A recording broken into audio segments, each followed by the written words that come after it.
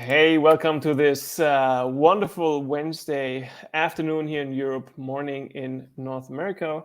Happy that you join in our LinkedIn Live today with Adam, the CEO of SOP Heroes. And this episode of leading your agency, as you can imagine, has something to do with SOPs. In particular, we want to talk about how to build great SOPs for your agency. So we're going to dive in on lots of interesting questions around a topic that is often perceived as, let's say, a necessity that you have to have in the business, but nobody's really excited about the topic. Enter Adam, because he is. And honestly, full disclosure here, we're not only we've known each other for a while now, but we're also business partners, right? So SOP Heroes is it's a bit of a joint child of ours. So I share Adam's excitement with SOPs. And today, again, we want to discuss how SOPs can help transform your agency into delivering better value, better results for your clients more consistently with less headache. Adam, happy to have you on this LinkedIn Live. Thanks, Ben. Happy to be here. So, very cool. So, the first question, obviously, to maybe introduce yourself a bit and also talk a bit about SOP Heroes. What's your story, and also what's the story of SOP Heroes? How came all that into being, and where are you today? Yeah, I appreciate it, Ben. Thanks again for having me. Excited just to have a bit of a chat here. My background is similar to many, right? I've been in operations for the better part of 15 years. And I've had the opportunity to explore various sectors. So whether that's working in energy or finance or tech or retail, hospitality, all of those different industries have one thing in common. And that's when they're operating well, it's because they're utilizing standard operating procedures. So it's pretty interesting to be able to take some of that knowledge and bring it to life within SOP Heroes. I know you had mentioned, you and I had connected several years ago and now share our love for SOPs and within SOP Heroes, which started really just as a vision of creating ways of simplifying documentation, getting it into the hands of clients and their team members. So our vision, SOP Heroes, it's really simple, right? It's working super collaboratively with all the teams that we engage with. So what that means for us is when we look at designing or creating documentation, it's all done from the ground up. And I think that's pretty neat. When we look at, creating customized documentation, everything is tailored towards a specific person or process or department. And you're left with some SOPs that are just really geared towards the business. Yeah, really cool.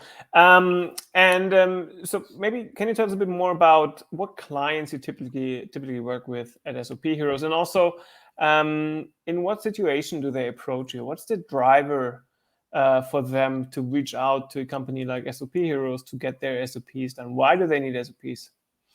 Yeah, that's a great question. And we do this analysis pretty frequently when we try to determine what sector do we focus on the most. And really, it's not a one size fits all. We can work with clients from manufacturing, from education to finance. It's really from every industry and sector. And, it'll be interesting because some of our clients are startup, might be a startup tech business, or it could be a long established company that's been around for 40 years. And the scale of which they operate is quite different as well.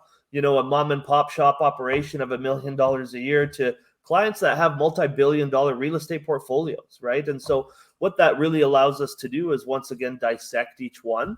And ultimately, when they approach us, doesn't matter if they're if they're a smaller operation or if there's somebody that's a little bit larger, they always seem to have three key items in mind when they're looking to bring in or adopt SOPs, right? And so we've sort of divided this into three segments of how can I make my company manageable? How can I make it scalable?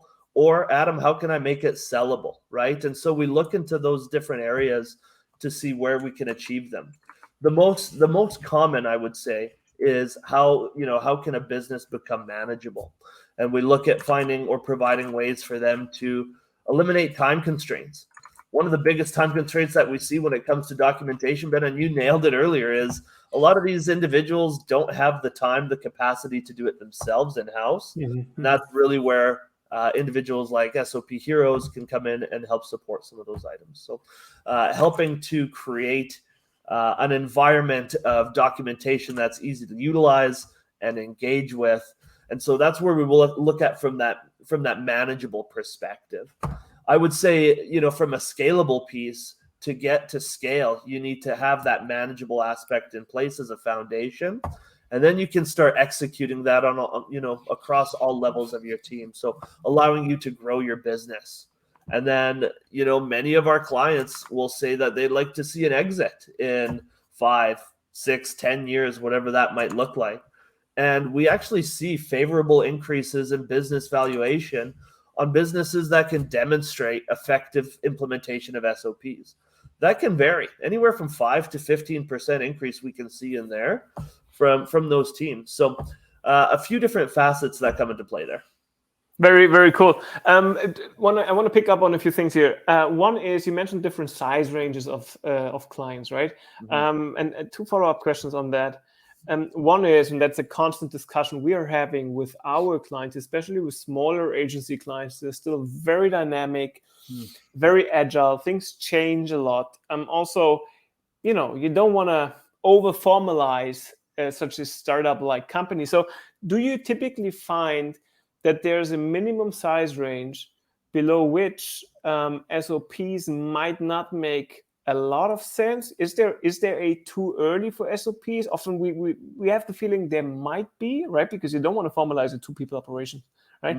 Where you can do a lot of talking. So is there a size range, a threshold that you typically find beyond which either you have more clients, or below which you say, it doesn't really make sense for you at this point? Yeah, another great question. And it's a bit of a fine line, right? It'll depend on industry, sector, and what that growth trajectory of the business looks like. If we can extrapolate some data of what they have. So where are they going to be in a year from now? If you're just working with a 2 or 3-man operation, it may or may not make sense. But once you start reaching those numbers, for me, it's the earlier the better, because that allows you to have documentation that you can revise or update or make changes to as you continue to grow, rather than to get to a point of, oh my gosh, we're so busy, we've scaled, and we have no documentation to lean on, right? So it's a bit of a fine line, but typically most clients that we work with, I would say, have at least 10 employees or more, right? So there's been the odd few that have connected that, hey, I'm starting a brand new business, whether it's a new dental practice or something of a new restaurant, a franchise, or maybe some warehousing, right? That say, I'm going to start my SOPs today. But typically what we see is teams of 10 or more that really start to benefit from our services. Very cool. Yeah, I think that feels right. The other question, follow-up question on the size topic, because it's very interesting. How do you find that the SOP structure, format, depth, width differs for a 10-people operation versus a $2 billion revenue operation? Yeah, great question. And I think it's interesting because we take such a hands-on approach, or such a collaborative approach.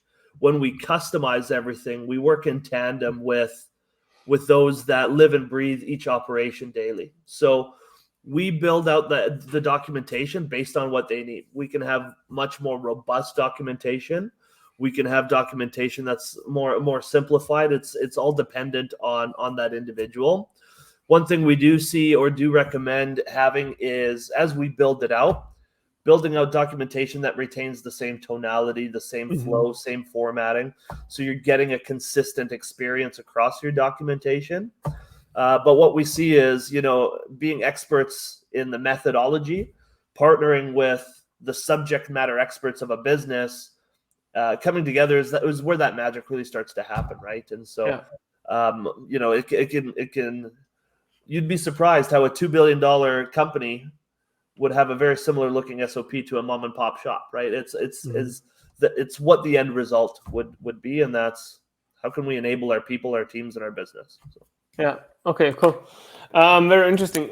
Maybe when we think about agencies, right? So agencies, I mean, a few characteristics: very people heavy, right? People businesses, people working for other people. High engagement with clients, oftentimes creative work. So, and I know that you have had agency clients before. Why do you think SOPs make sense for agencies? And are there any specifics that you could think of with regards to maybe a level of standardization for an agency, or what might be specific, if anything, I don't know, about agency SOPs? Yeah, I mean, we've worked with, I can't even name the amount of agencies that we've connected with. One thing that we see is within agencies, there's a lot of moving parts. And more often than not, there's team members that may wear multiple hats as well. And so what SOPs really helps to do is to streamline all of those day-to-day operations, understand where one process starts and the other one stops, and where they actually come together, understanding where handoffs could happen, ultimately creating a better client experience, right? So helping to create ways that not only empower the teams, but from a business standpoint can help, create things like time savings. We look at ways on how can we reduce any errors or rework that take place. If you're bringing on any new team members to take over roles or new accountabilities, how can we make it easier from an onboarding perspective to reduce that amount of time, get people up to speed? Ultimately, if your business or your agency is running at a peak level, your clients are going to have a much better experience with you, those that they interact with, that that better brand retention or less customer churn as well. So, or increasing the longevity of the partnership that may take place between an agency and a client. So a lot of great facets that you can look into there while applying documentation. Very cool. So now probably a question that has no end in answering, but if you had to pinpoint to a few different items, what makes a good SOP for you being the CEO of SOPHeroes? What do you think a good SOP for the agencies that might be looking into potentially even doing it themselves? What would you watch out for? What are the must-haves for a good SOP? This is I love to answer this question, and it's very open-ended. I mean, I always go back to what I know as SOPs working in, 10 years ago, documents in a binder somewhere that typically more or less, are collecting dust or, is a big paperweight. So when we look at how we want to leverage SOPs today and what makes a good SOP, keeping something simple, easy to use, and engaging content, right? So what I mean by that is also having something that's easily accessible. With the day and age we live in today, there's various tools and resources that we can implement documentation on a phone, a tablet, on a computer, so it's in the palm of your hands. Gone are the days of 300-page PDFs or binders or guides, right? Today, what we see with all of our clients is teams are looking for a way to get information quickly, but that's also easily digestible. So that's one piece of what makes a good SOP. A few others that I would probably call out is when we're creating documentation, we want to ensure that from an engagement standpoint, we're utilizing various types of media. So, when I say that, we have text. That's our most traditional base. However, ensuring screen captures, images, or videos, those are almost becoming table stake now as well. Those help to really gear and guide your teams. We want to make sure a layout that it's important. So creating documentation, and I had mentioned this a little bit earlier, just documentation that looks, flows, and feels the same. If we're consistent in something we're trying to achieve with our team and our business, that'll translate into our SOPs. And then finally, and this I would say is the most important, documenting your business, your procedures, your processes is only half the battle. Keeping it up to date is the other half. And so keeping your SOPs up to date and relevant, you can have a full library of documentation, but they have to be focused on continuous improvement. So that's kind of a few pieces there that lead to having good standard operating procedures or documentation. Yeah, and I think that the last bit that you mentioned leads into the next question I want to discuss with you, which is about adoption, right? So creating SOPs, having SOPs is one thing, but more often than not, we see that organizations, agencies struggle with having people comply with existing SOPs. So obviously, keeping them up to date is one thing that's necessary, right? To make sure that once I open it up, I find up to date, accurate information, and not something that was true 2 years ago, right? Um, but what other things do you typically find in the work with your clients helps with SOP adoption? So what are the things that, let's assume you have SOPs already, what can you do to actually make people use them or comply with them? Yeah, and so this is, another one that we focus on. I mean, we know standard operating procedures can be a transformative tool within a team or a business, and adoption is critical. So the first and foremost one is making sure you have a fully completed library of SOPs. In order to have things, or in order to have your team members want to utilize something, they need to know it's complete, that all the information is there. We've seen a lot of our clients that come to us have tried but unfortunately failed in creating it internally. That's because they're busy, lack of resources. They may have a few scattered documentation, but myself, that we find that they go stale. I don't know where to find it, and so having a fully documented library of SOPs is key. But more importantly as well is involving your team in their development. So for that adoption piece, give your team members within that business a bit of stake in the game. So understand what they would need alongside of using this information, and how can we position that when we're creating documentation. So we go back to a very collaborative approach. And before, going back to 10 years ago, standard operating procedures was very top down. It's here's what you need to do. And that's still true in terms of providing a good structure. But we want to understand, those that live it and breathe it every day, what do you need to see? We also want to make sure that they're accessible. So I talked about this a little bit earlier as well, but it's utilizing the various digital tools or software that not only make documentation easy, but allow your teams to access what they need when they need. And then lastly, training, right? We want to ensure that the end user knows about standard operating procedures, not just that they exist, but how to find and search for the information and how to deliver feedback on it as well. Is it working or is it not working?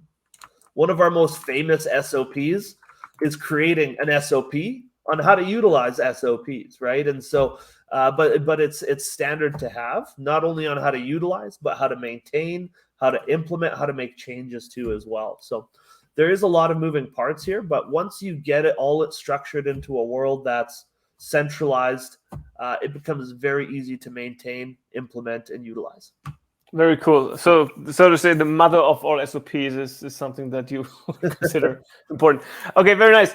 You mentioned two topics I wrote down that I want to discuss with you in your last explanation around adoption. And there are two things that are really important, I think, when you talk about SOPs these days. One is a software. Which software do you use? And the second one is AI. Right. So I want to maybe to start with the software topic. So is there a tool or a number of tools that you typically use, that you recommend, that you know clients are really happy with? So what software can you recommend for an agency to set up their SOPs? Yeah, great question. We've documented thousands of procedures, and there's a platform that we typically lean towards that we use internally as well. It's called Notion, right? And essentially, Notion allows you to create various databases. It's broad, it's easy to use, it's designed really to grow with a business. And we've seen the $2 billion business love Notion. We've seen the $1 million mom and pop shop love Notion, right? And because it's designed in a way that's easy to utilize and maintain, is one that we can more often than not recommend. However, we've seen businesses operate on tons of different platforms that are available, and that just showcases the power of technology today, and that it's not a one size fits all always. So software A may not work for company B, right? And so we definitely take that into consideration when connecting. It's understanding what's going to work best and solve the most pain points for you. Yeah, really cool. And so when we talk about adoption, accessibility of SOPs, etc., and now everybody obviously has had their experience with generative AI like ChatGPT. There are lots of other, machine learning tools, chatbots, etc.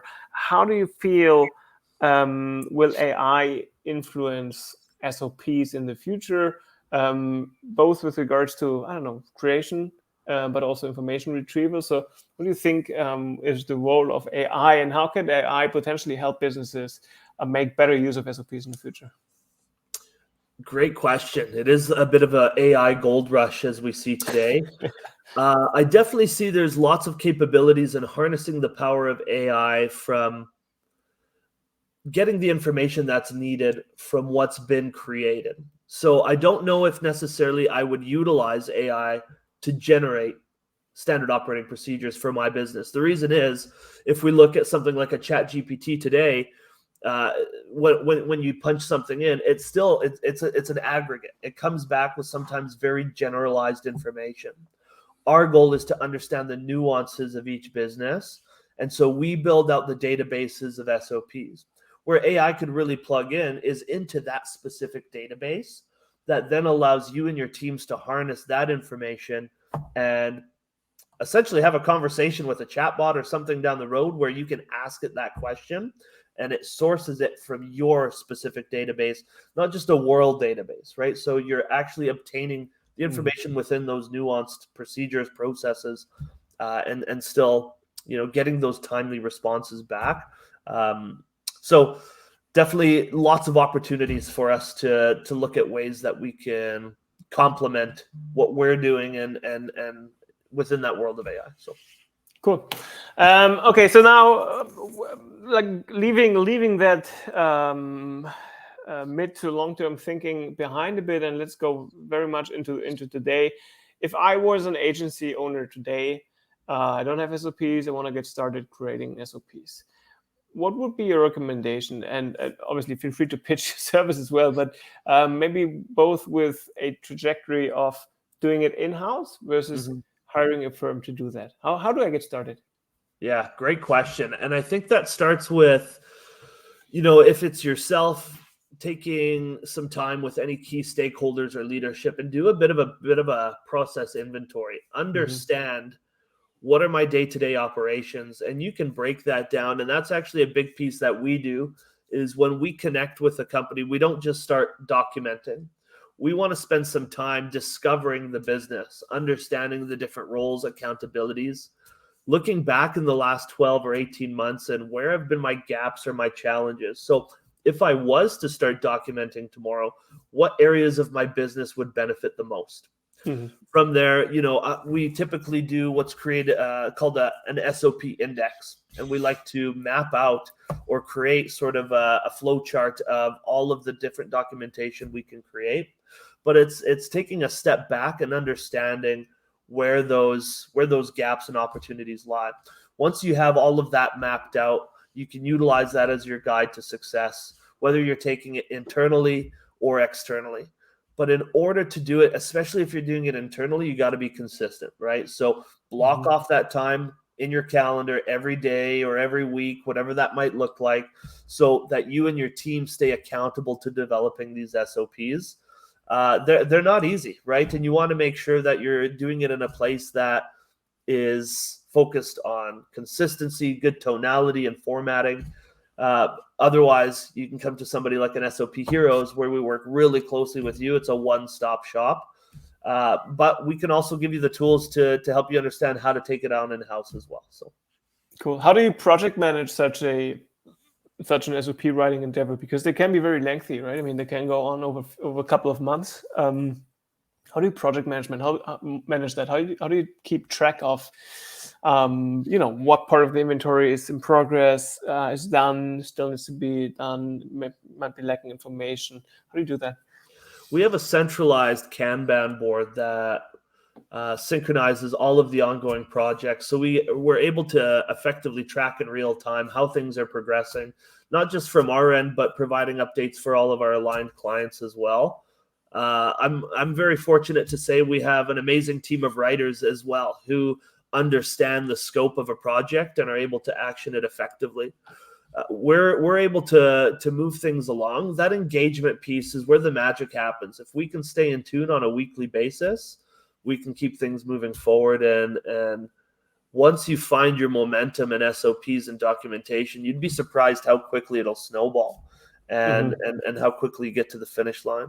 But to your point, Ben, there's some clients that work with us that have, the $2 billion company might be aligned with us for a year, whereas a smaller shop might be 2-3 months, right? So it's not, once again, not a one size fits all, but we help to map all of that out, part of our discovery and our process inventories. So cool. So basically, as a takeaway, if you want to start today, build an inventory, find all the headlines of your processes, right? That's one piece.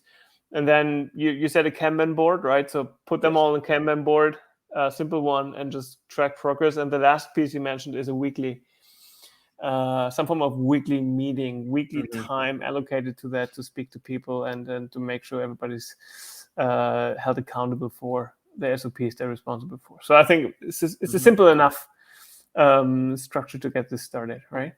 Yeah, I think you hit the nail on the head there, right? That weekly meeting is key because, especially if it's your first time creating SOPs, part of documenting and getting these processes written is also testing them, right? And so that's what that weekly meeting is to review, revise, and rework anything that's already been written and to have discussions around, is it working, right? So ultimately, those three items coming together, you're going to have some amazing documentation in no time. Very cool. Adam, that was a fantastic conversation.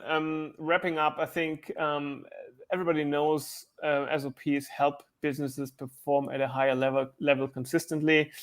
If there are any questions around SOPs, feel free to reach out to Adam. Find his name linked, obviously, in this LinkedIn Live description. Feel free to reach out to me as well. I'm happy to connect you with Adam. Adam, thank you for your time and all the valuable input. Looking forward where you're taking SOPHeroes in the future. After all, you're also an agency, right? So it's people working for people, and you're doing an amazing job there, which I think all of our clients there will confirm. Thanks for tuning in today. Any questions, reach out, and we see you at our next LinkedIn Live, Leading Your Agency. Thanks, Adam. Thank you. Bye. Bye-bye.